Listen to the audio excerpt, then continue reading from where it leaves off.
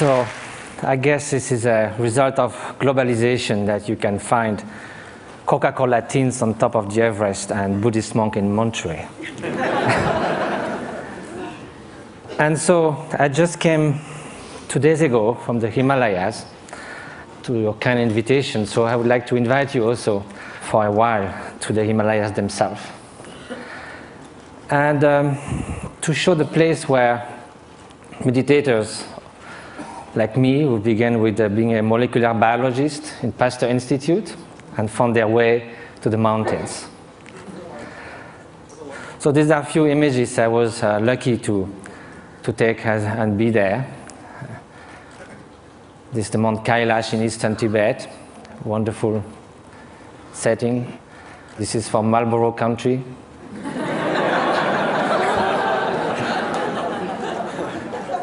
This is a turquoise lake, a meditator. This is the hottest day of the year, somewhere in eastern Tibet, on August 1st. And the night before, we camped, and my Tibetan friends said, we're going to sleep outside. And I said, why?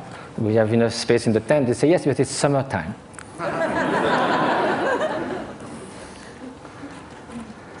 So now we are going to speak of happiness. As a Frenchman, I must say that there are a lot of French intellectuals that seems happiness is not at all interesting. I just wrote an essay on happiness, and there was a controversy, and someone wrote an article saying, don't impose on us the dirty work of happiness. We don't care about being happy. We need to live with passion. We like the ups and downs of life. We like our suffering because it's so good when it ceases for a while. This is what I see from the balcony of my hermitage in the Himalayas. It's about 2 meters by 3, and you are all welcome anytime. Now let's come to happiness, or well-being. And first of all, despite what the French intellectuals say, it seems that no one wakes up in the morning thinking, may I suffer the whole day. Which means that somehow, consciously or not, directly or indirectly, in the short and the long term, whatever we do, whatever we hope, whatever we dream, somehow is related to a deep, profound desire for well-being or happiness. As Pascal said, even the one who hangs himself somehow is looking for a cessation for suffering. He finds no other way. But then if you look in the literature, East and West, you can find incredible diversity of definition of happiness. Some people say, can only be lived in remembering the past, imagining the future, never in the present. Some people say, happiness is right now, is the quality of the freshness of the present moment. And that led to Henri Bergson, the French philosopher, to say, all the great thinkers of humanity have left happiness in the vague, so that they could define, each of them could define in their own terms. Well, that will be fine if it was just a secondary preoccupation in life. But now, if it is something that's going to determine the quality of every instant of our life, then we better know what it is, have some clearer idea. And probably the fact that we don't know that is why so often, although we seek happiness, it seems we turn our back to it. Although we want to avoid suffering, it seems we are running someone towards it. And that also comes from some kind of confusions. One of the most common one is happiness and pleasure. But if we look at the characteristic of those two, pleasure is contingent upon time, upon its object, upon the place. It is something that changes of nature. Beautiful chocolate cake, first serving is delicious, second one, not so much, then we feel disgust. That's the nature of things. We get tired. I used to be a fan of Bach. I used to play it on the guitar, and I can hear it 2, 3, 5 times. If I had to hear it 24 hours non-stop, it might be very tiring. If you are feeling very cold, you come near a fire, it's so wonderful. Then after some moments, you just go a little back and then it starts burning. it sort of uses itself as you experience it. And also again, it's something that it is not something that is radiating outside. Like you can feel intense pleasure and some others around you can be suffering a lot. Now, what then will be happiness? And happiness, of course, is such a vague word. So let's say well-being. And so I think the best definition, according to the Buddhist view, is that well-being is not just a mere pleasurable sensation. It is a deep sense of serenity and fulfillment, a state that actually pervades and underlies all emotional states and all the joys of sorrows that can come one's way. Well, that might be surprising. Can we have this kind of well-being while being sad? In a way, why not? Because we are speaking at a different level. Look at the waves coming near the shore. When you are at the bottom of the wave, you hit the bottom. You hit the solid rock. When you are surfing on the top, you are all elated. So you go from elation to depression. There's no depth. Now, if you look at the high sea, there might be beautiful, calm ocean like a mirror. There might be storms, but the depth of the ocean is still there, unchanged. So now, how is that? It can only be a state of being, not just a fleeting emotion, sensation, even joy that can be the spring of happiness. But there's also wicked joy. You can rejoice in someone's suffering. So now, how do we proceed in our quest for happiness? Very often, we look outside. We think that if we could gather this and that, all the conditions, something like we say, everything to be happy. To have everything to be happy, that very sentence already bears the doom of destruction of happiness. To have everything. If we miss something, it collapses. And also when things go wrong, we're trying to fix things outside so much. But our control on the outer world is limited, temporary, and often illusory. So now look at the inner conditions.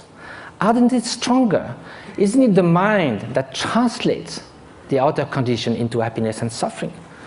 And isn't that stronger? We know by experience that we can be in what we call a little paradise and yet be completely unhappy within. The Dalai Lama was once in Portugal and there was a lot of construction going on everywhere. So one evening he said, look, you are doing all these things, but isn't it nice also to build something within? And he said, unless that, even you get a high-tech flat on the 100th floor of a super modern and comfortable building, if you are deeply unhappy within, all you are going to look for is a window from which to jump. So now, at the opposite, we know a lot of people who in very difficult circumstances manage to keep serenity, inner strength, inner freedom, confidence. So now if the inner conditions are stronger, of course the outer conditions do influence. And it's wonderful to live longer, healthier, to have access to information, education, to be able to travel, to have freedom. It's highly desirable. However, this is not enough. Those are just auxiliary help, conditions. The experience that translates everything is within the mind. So then when we ask oneself how to nurture the conditions for happiness, the inner conditions, and which are those which will undermine happiness. So then this needs to have some experience. We have to know from ourselves there are certain states of mind that are conducing to this flourishing, to this well-being, what the Greek call eudaimonia, flourishing. And there are some which are adverse to this well-being. And so if we look from our own experience, anger, hatred, jealousy, arrogance, obsessive desire, strong grasping, they don't leave us in such a good state after we have experienced it. and also they are detrimental to others' happiness. So we may consider that the more those are invading our mind and like a chain reaction, the more we'll feel miserable, we'll feel tormented. At the opposite, everyone knows deep within that an act of selfish generosity, if from the distance, without anyone knowing anything about it, we could save a child's life, make someone happy. We don't need a recognition. We don't need any gratitude. Just the mere fact of doing that feels such a sense of adequation with our deep nature. And we would like to be like that all the time. So is that possible? To change our way of being, to transform one's mind? Are those negative emotions or destructive emotions inherent to the nature of mind? Is a change possible in our emotions, in our traits, in our moods? So for that we have to ask, what is the nature of mind? And if we look from the experiential point of view, there is a primary quality of consciousness. That is the mere fact to be cognitive, to be aware. Consciousness is like a mirror that allows all images to rise on it. You can have ugly faces, beautiful faces in the mirror. The mirror allows that, but the mirror is not tainted, is not modified, is not altered by those images. Likewise, behind every single thought, there is the bare consciousness, pure awareness. This is the nature. It cannot be tainted intrinsically with hatred or jealousy, because then, if it was always there, like a dye that would permeate the whole cloth, then it would be found all the time somewhere. We know we're not always angry, always jealous, or always generous. So because the basic fabric of consciousness is this pure cognitive quality that differentiates it from a stone, there is a possibility for change because all emotions are fleeting. That is the ground for mind training. Mind training is based on the idea that two opposite mental factors cannot happen at the same time. You could go from love to hate, but you cannot at the same time, toward the same object, the same person, one to harm and one to the good. You cannot in the same gesture shake hand and give a blow. So there are natural antidotes to emotions that are destructive to our inner well-being. So that's a way to proceed. Rejoicing compared to jealousy, a kind of sense of inner freedom as opposite to intense grasping and obsession, benevolence, loving kindness against hatred. But of course, each emotion then would need a particular antidote. Another way is to try to find a general antidote to all emotions. And that's by looking at their very nature. Usually, when we feel annoyed, hatred, or upset with someone, or obsessed with something, the mind goes again and again to that object. Each time it goes to the object, it reinforces that obsession or that annoyance. So then it's a self-perpetuating process. So what we need to look now is, instead of looking outward, we look inward. Look at anger itself. It looks very menacing, like a billowing monsoon cloud, thunderstorm. But we think we could sit on the cloud, but if we go there, it's just mist. Likewise, if you look at the thought of anger, it will vanish like frost under the morning sun. If you do this again and again, the propensity, the tendencies for anger to arise again will be less and less each time you dissolved it. And at the end, although it may rise, it will just cross the mind like a bird crossing the sky without leaving any track. So this is the principle of mind training. Now, it takes time because it took time for all those faults in our mind, the tendencies to build up. So it will take time to unfold them as well. But that's the only way to go. Mind transformation. That is the very meaning of meditation. It means familiarization with a new way of being, new way of perceiving things, which is more in adequation with reality, with interdependence, with the stream and continuous transformation which our being and our consciousness is. So the interface with cognitive science, since we need to come to that, and what was the subject of we have to deal in such a short time, with brain plasticity. Brain was thought to be more or less fixed. All the neuronal connection in numbers and quantities were thought till the last 20 years, thought to be more or less fixed when we reach the adult age. Now recently it has been found that it can change a lot. A violinist, as we heard, we have done 10,000 hours of violin practice. Some area that controls the movements of fingers in the brain change a lot. Increase and reinforcement of the synaptic connections. So can we do that with human qualities, with loving kindness, with patience, with openness? So that's what those great meditators have been doing. Some of them who came to the labs, like in Madison, Wisconsin, or in Berkeley, did 20 to 40,000 hours of meditation. They do like 3 years retreat where they do meditate 12 hours a day, and then the rest of their life they would do that 3-4 hours a day. They are real Olympic champions of mind training. This is the place where they meditate. You can see it's kind of inspiring. Now, here with 256 electrodes.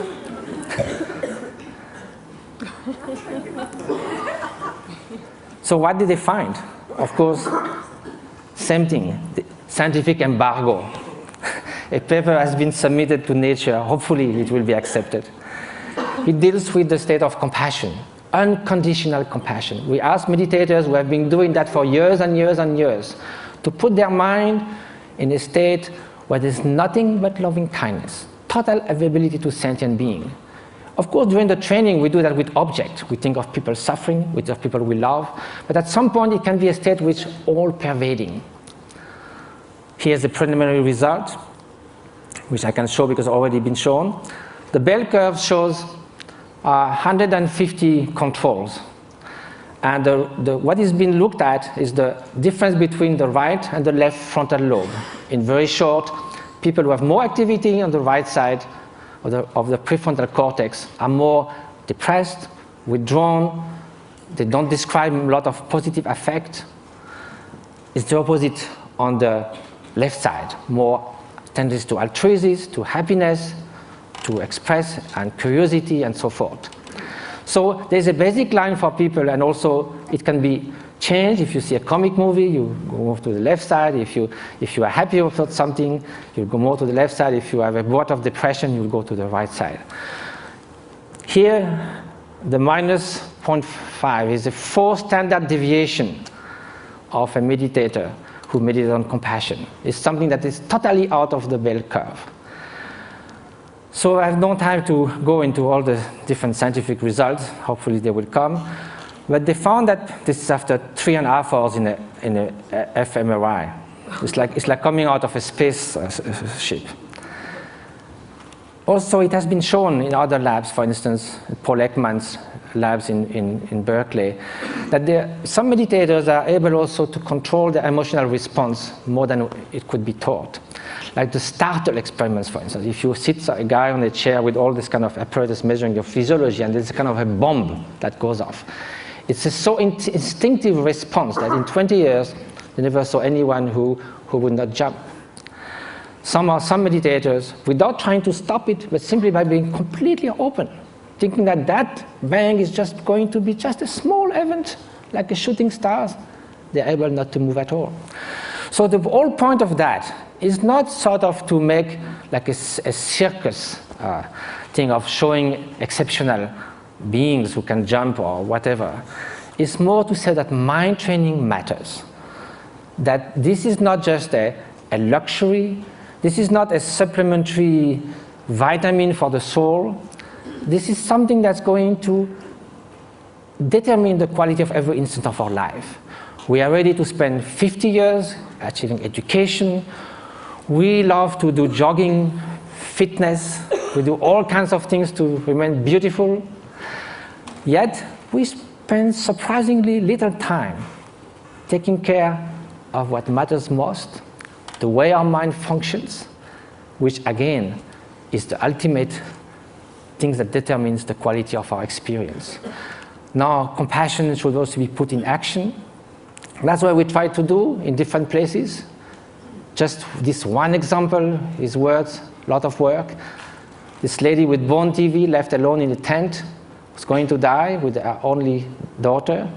1 year later, how she is. Different schools and clinics we've been doing in Tibet. And just I leave you with the beauty of those looks that tells more about happiness that I could ever say. And jumping monks of Tibet. Flying monks.